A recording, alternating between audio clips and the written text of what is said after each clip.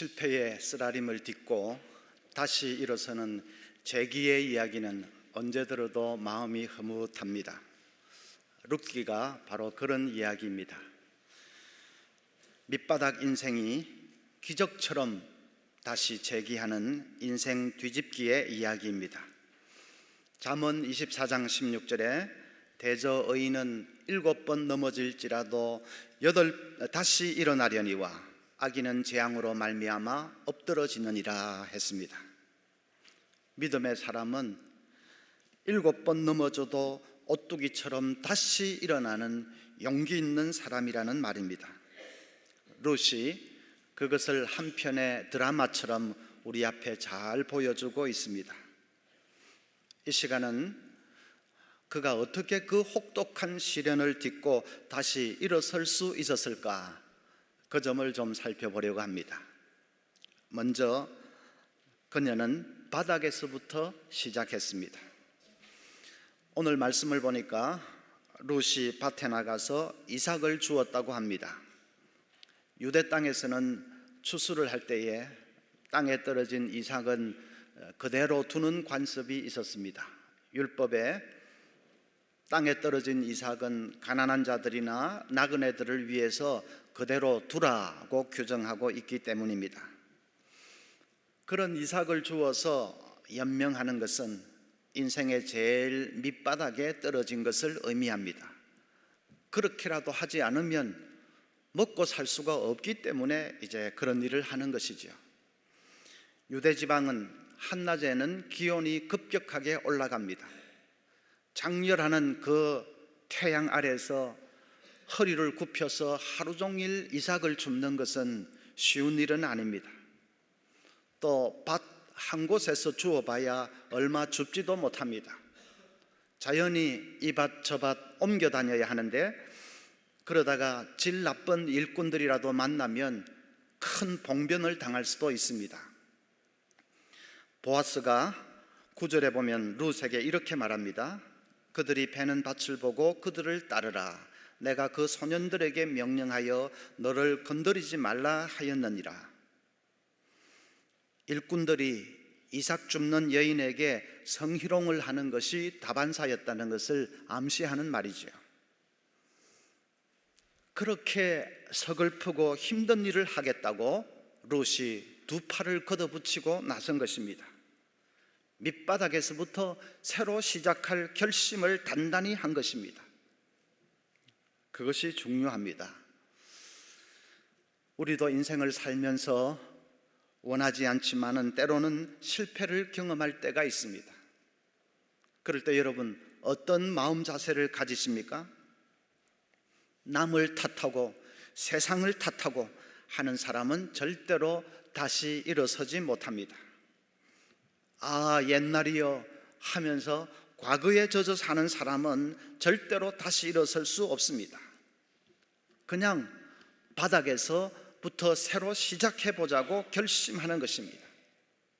지난 일은 잊어버리고 내가 과거에 얼마나 잘 나갔나 그런 것은 아예 던져버리고 바닥에서 시작하는 것입니다. 은행이나 신용평가 기관에서는 망하는 기업 판별법이라는 것을 가지고 있다고 합니다. 망하는 회사는 망할 수밖에 없는 특징을 가지고 있고 그래서 미리 판별을 할 수가 있다는 것입니다. 화장실이 지저분하다든지 깨진 유리창을 방치하고 있다든지 직원들이 불친절하다, 상하 위계질서가 없다, 회의 시간이 길다, 임원 교체가 빈번하다, 사장이 역술인에 의존해서 경영한다. 그런 기업들은 거의가 다 망합니다. 그래서 은행은 그런 특징을 보이는 회사하고는 아예 거래를 하지 않으려고 합니다. 신용카드 회사에도 신용불량자가 될 소지가 많은 사람들을 판별할 수 있다고 합니다. 자기 관리를 잘 못해서 신용불량자가 되는 사람들은 말이나 사고방식에서 그렇게 될 수밖에 없는 특징을 가지고 있기 때문에 그래서 미리 판별을 할 수가 있다는 것입니다. 당연히 그런 사람들에 대해서는 대출을 극도로 제한해 버립니다. 무슨 의미지요? 현재를 보면 미래를 알 수 있다는 뜻입니다. 기업도 그렇고 개인도 그렇고 지금 현재의 사고방식이나 현재의 생활 태도를 보면 미래에 그 회사나 그 개인이 망할지 안 할지를 알 수 있다는 것입니다. 실패도 마찬가지입니다.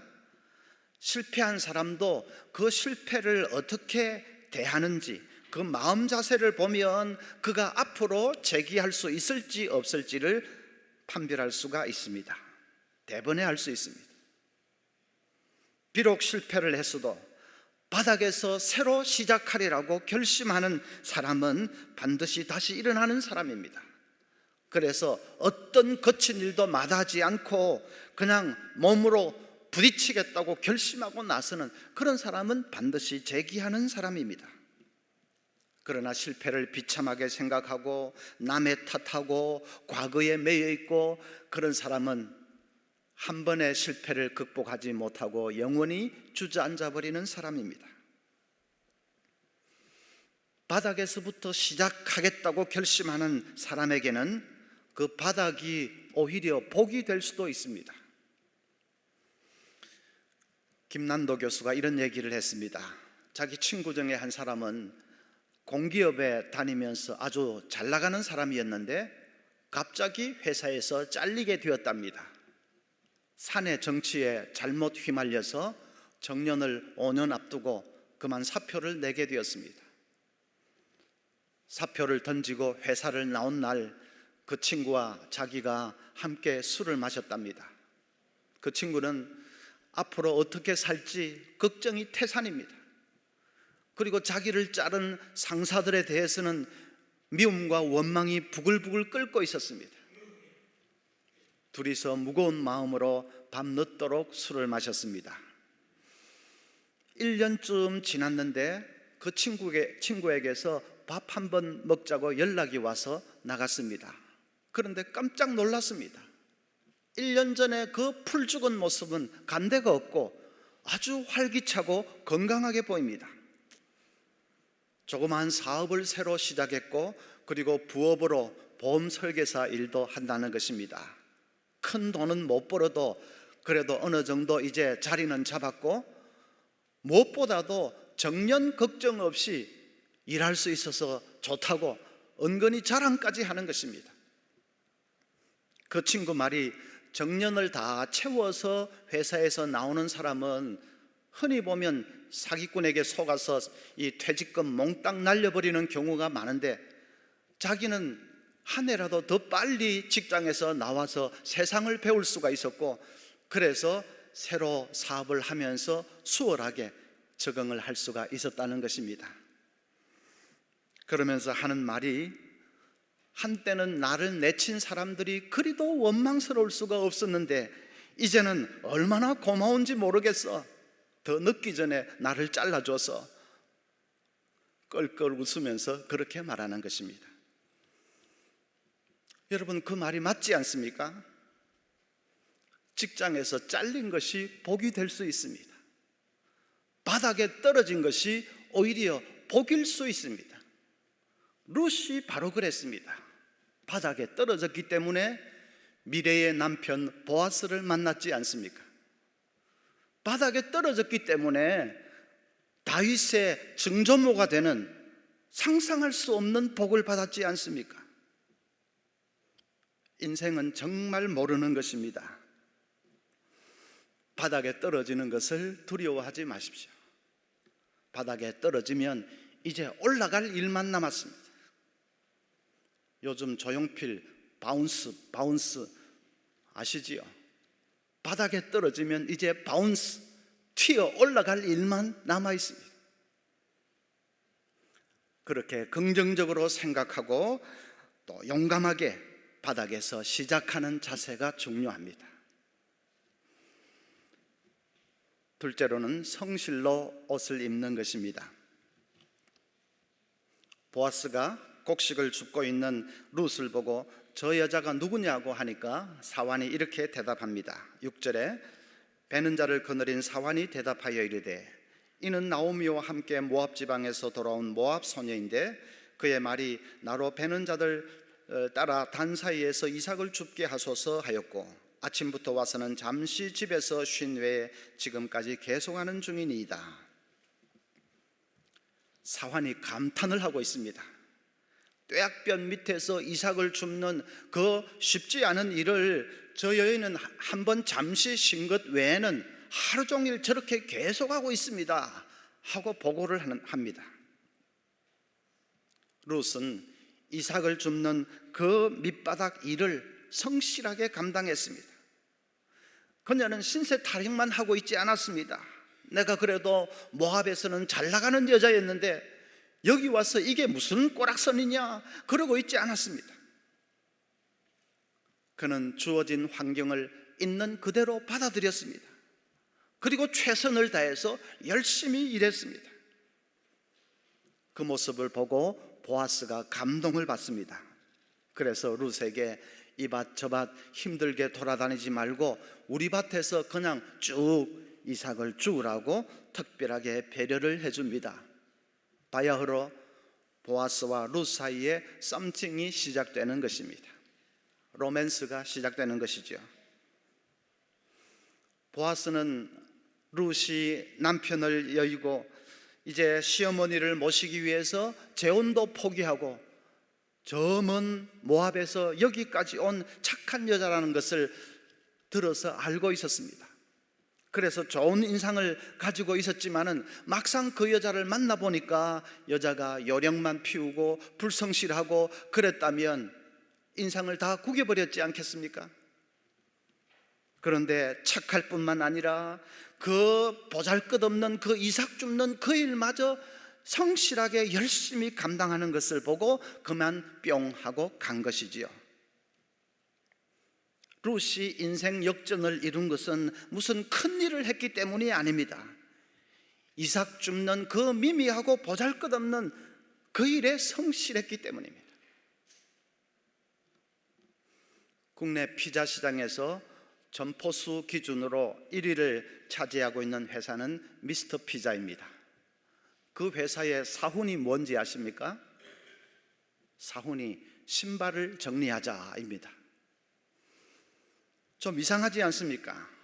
치열한 피자 업계의 경쟁을 뚫고 1위를 하는 기업이라면 또 국내뿐만 아니라 저 미국과 중국과 베트남까지 진출하는 승승장구하는 회사라면 사훈이 좀 더 그럴듯해야 될 것 같은데 고객 감동하든지 아니면 친환경 제품 좀 이 시대에 맞는 그럴듯한 구호가 사훈이 돼야 되지 않겠습니까?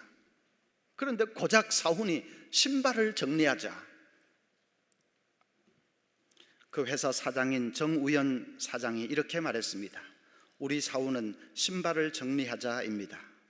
허식이 아닌 겸손, 진심과 정성, 이것이 초인류의 실천이라고 저는 믿습니다.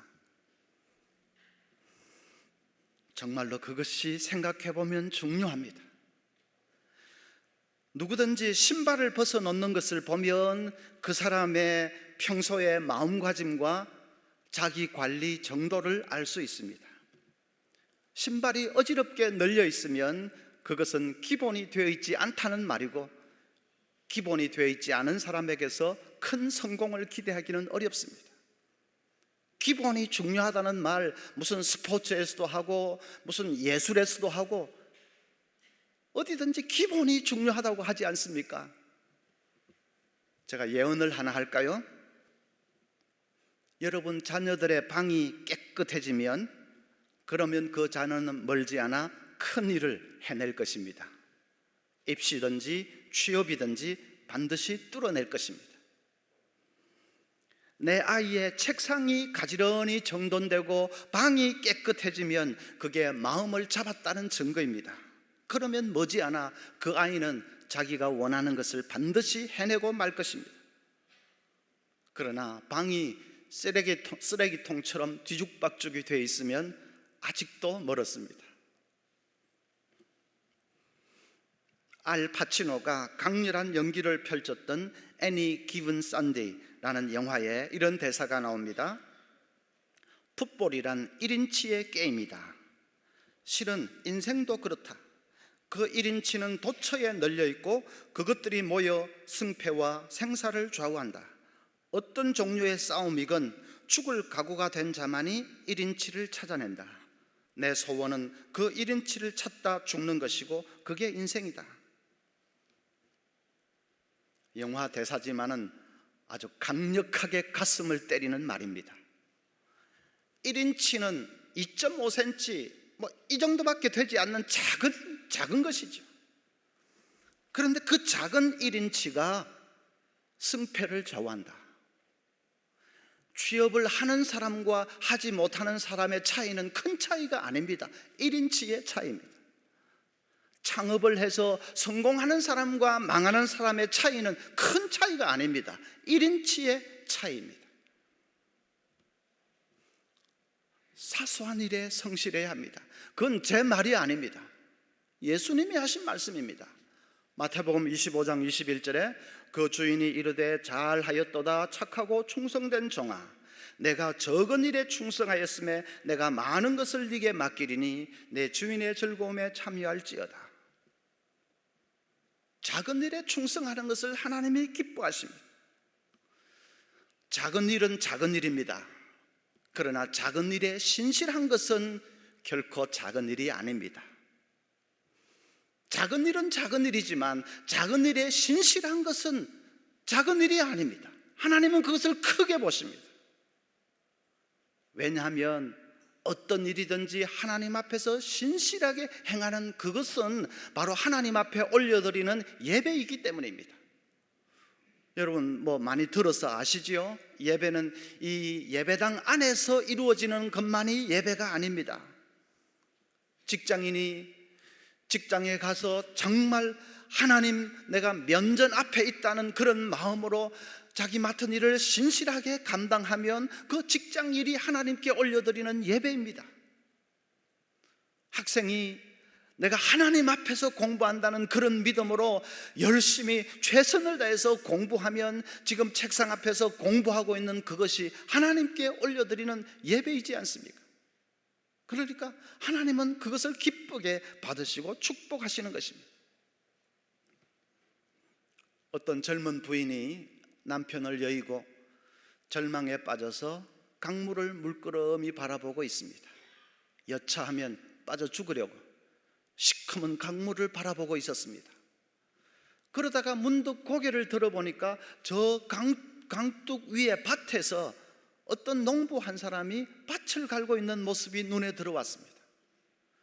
얼마나 열심히 밭을 가는지, 그 농부는 주인은 아랑곳하지 않고 오직 자기 일에만 집중하고 있었습니다. 일 솜씨가 얼마나 치밀한지, 금방 이 일군 그 밭고랑이 마치 화가가 캔버스에 그림을 그려놓은 듯이 아주 가지런하고 말끔합니다. 그 부인이 자기를 잊어버리고 그 광경에 매료되어서 한참을 쳐다보고 있었습니다. 그러다가 문득 마음에 부끄러운 생각이 들기 시작합니다. 도대체 나는 지금 뭘 하고 있는가? 저 이름 없는 농부도 자기 일에 저렇게 열심히 집중해서 하는데 나는 기껏 자기 연민에 빠져서 지금 뭘 하고 있는가? 내 아이들이 나에게만 의존하고 있다는 것을 잘 알면서도 어떻게 나만을 생각하며 죽을 생각을 하고 있는가? 자기를 책망하면서 정신을 차렸습니다. 그래서 자살해서 돌이켰습니다. 그 부인이 훗날에 O.S. 기니스의 증조모가 된 사람입니다. O.S. 기니스는 아주 저명한 기독교 사상가고 저술가입니다. 전 세계 수많은 그리스도인들이 그에게서 큰 영감을 받습니다. 저도 그분의 책에 빚을 많이 졌습니다. 그 부인이 훗날에 그 위대한 사상가 O.S. 기니스의 증조모가 된 사람입니다. 그러니까 그 부인이 그 자리에서 자살해버렸다면 O.S. 기니스는 이 세상에 없는 것이지요. 그건 생각만 해도 아찔합니다. O.S. 기니스의 증조모를 살린 것은 이름 없는 한 농부였습니다. 아니, 이 땅에 수많은 그리스도인들을 살려낸 것은 바로 그 이름 없는 농부였습니다. 작은 일이 아니죠. 밭을 가는 그 별로 보잘것없는 일 같지만은, 그러나 작은 일이 결코 작은 일이 아닙니다. 인생 역전은 무슨 큰 일을 통해서 이루어지는 것이 아닙니다. 작은 일에 최선을 다하는 사람, 성실로 옷 입는 사람, 그가 인생 역전을 이루어낼 것입니다. 이제 세 번째로 여호와의 날개 아래로 피하는 것입니다. 12절에 보아스가 룻에게 이렇게 말합니다. 여호와께서 내가 행한 일에 보답하시기를 원하며 이스라엘의 하나님 여호와께서 그의 날개 아래 보호를 받으러 온 내게 온전한 상 주시기를 원하노라 하는지라. 그의 날개 아래 보호를 받으러 온 내게, 이것은 지금 룻의 상태를, 영적인 상태를 정확하게 짚어낸 말입니다. 룻이 밑바닥의 삶을 견뎌낸 것은 단순히 의지가 강해서만은 아니었습니다. 그에게 신앙이 있었습니다. 하나님이 나와 함께 하실 것이라는 신앙이 있었습니다. 그래서 룻은 아마 날마다 하나님께 간절히 매달렸을 것입니다. 오늘 우리 말씀에는 정확하게 나와 있지는 않지만은, 그러나 얼마든지 유추해 볼 수 있습니다. 힘들고 어려운 일을 당할 때마다 그는 하나님께 간절히 기도했을 것입니다. 남편 잃고 시어머니 따라서 머나먼 이국 땅에 왔는데 얼마나 외로웠겠습니까? 앞으로 어떻게 살아야 할지 얼마나 막막했겠습니까? 그럴 때마다 그는 오직 하나님만 바라보고 눈물로 간구했습니다. 기도가 그의 생명줄이 되었습니다. 여호와의 날개 아래로 피한 것입니다. 그래서 다시 일어설 수 있었습니다. 여러분, 룻이 아무리 밑바닥부터 시작했다 결심을 하고, 아무리 작은 일에도 성실하게 하고, 그래도 그에게 믿음이 없었다면 아마 감당하기가 힘들 것입니다. 인간인데 한 번씩 찾아오는 그 절망의 순간을 어떻게 이길 수가 있겠습니까? 외롭고 슬픈 밤이면 그는 하나님께 매달렸습니다. 그래서 온갖 서러움과 온갖 힘들고 어려운 것을 다 하나님 앞에 나아가 쏟아놓았습니다. 여호와의 날개 아래로 피한 것입니다. 그것이 비결이라면 비결이었습니다. 캐먼즈 윌슨이라는 사람은 목재소에서 일하는 직원이었는데, 한 번은 출근을 해보니까 책상에 해고 통지서가 놓여 있습니다. 너무나도 갑작스러운 그런 해고 소식에 엄청 충격을 받았습니다. 상사에 대한 원망과 적개심이 끓어오르는데 견딜 수가 없습니다. 그렇게 몇 달을 그냥 미워하면서 부글부글 끓으면서 방황하면서 지냈는데 가진 돈도 거의 바닥이 났습니다. 어느 날 그는 풀이 죽은 목소리로 아내에게 말합니다. 여보, 나는 살아갈 힘이 별로 없어. 할 수 있는 일은 다 해봤지만 아무것도 되는 것이 없어. 아내의 대답은 뜻밖이었습니다. 아니요, 당신은 한 가지만은 하지 않았어요. 우리가 처한 이 상황을 두고 하나님 앞에 진지하게 기도해 보지는 않았잖아요. 그 말이 이상하게 그의 가슴을 쳤습니다. 그래서 아내와 함께 기도하기를 시작했습니다. 정말로 사생결단하다시피 하면서 간절히 매달려 기도했습니다. 얼마나 기도했는지 신기한 일이 일어났습니다. 상사에 대한 미움이 사라졌습니다. 마음이 평안해졌습니다. 하나님이 나와 함께 하실 것이라는 확신이 듭니다. 그러니까 뭔가 해보고 싶은 의욕이 생겼습니다. 남아있던 집을 담보로 해서 조그마한 건축업을 시작했는데 그것이 히트를 쳤습니다. 몇 년 가지 않아서 그가 크게 성공하게 됐습니다. 그런데 거기서 멈추지 않고 하나님을 위해서 살고 싶은 그 뜨거운 마음이 계속 불일 듯이 일어납니다. 그래서 이렇게 기도를 했습니다. 하나님, 제가 건축을 하면서 이곳저곳 다녀보니까 적당한 호텔이 없습니다. 가격이 싸면 분위기가 좋지 않고 분위기가 좋으면 가격이 너무 비쌉니다. 가격도 싸고 또 좋은 서비스도 제공할 수 있는 그런 적절한 호텔을 짓고 싶습니다. 간절히 기도했습니다. 하나님이 길을 열어주시는데 호텔을 하나씩 둘씩 짓기 시작했습니다. 그것이 오늘날의 세계적인 호텔 체인 홀리데이 인입니다. 쓰라린 실패의 나락에서 죽음마저 생각하던 사람이 세계적인 호텔 체인 홀리데이 인의 창업주가 됐습니다. 홀리데이 인은 호텔 안에 카지노를 들여놓지 않는 호텔로 유명합니다. 포르노 잡지나 그런 것도 없습니다. 가격도 비교적 저렴하면서 그래도 시설은 깨끗하고 좋습니다. 캐먼즈 윌슨이 처음 기도한 그대로 운영을 하는 것입니다. 여러분, 혹시 바닥에 떨어지셨습니까? 너무 낙심하지 마십시오.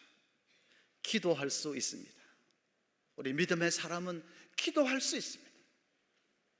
시편 40편 2절에 나를 기가 막힐 웅덩이와 수렁에서 끌어올리시고 내 발을 반석 위에 두사 내 걸음을 견고하게 하셨도다 했습니다. 우리 하나님은 나를 기가 막힐 웅덩이에서 끌어올리시는 분, 억장이 무너지는 수렁에 빠진 나를 하나님은 끌어올리시는 분, 그래서 내 발을 반석 위에 두시는 분이라고 했습니다. 그 하나님 살아계시고 그 하나님 우리 아버지십니다. 하나님 바라보고 매달려 기도해야 합니다. 건성으로가 아니라 정말로 생명을 걸고 목숨을 걸고 사생결단하고 이 기도에 내 생사가 걸린 것처럼 그렇게 생각하고 기도해 보십시오. 하나님 역사해 주십니다. 어떤 수렁에서도 하나님 끌어올려 주실 것입니다. 밑바닥이 변해서 복이 되게 해 주실 것입니다. 믿음의 사람은 7번 넘어질지라도 오뚜기처럼 기어코 다시 일어서는 사람입니다. 우리 모두에게 이 귀한 인생 역전의 복이 함께 하시기를 기원합니다.